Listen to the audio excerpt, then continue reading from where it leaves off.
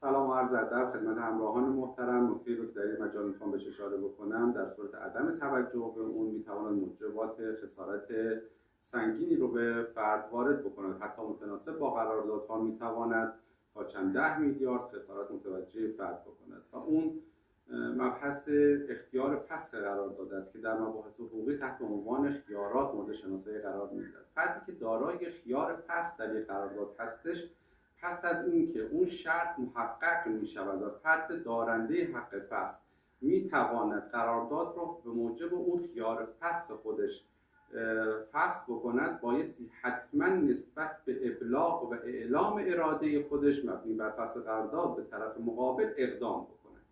بهترین راه برای ابلاغ اراده به طرف مقابل ارسال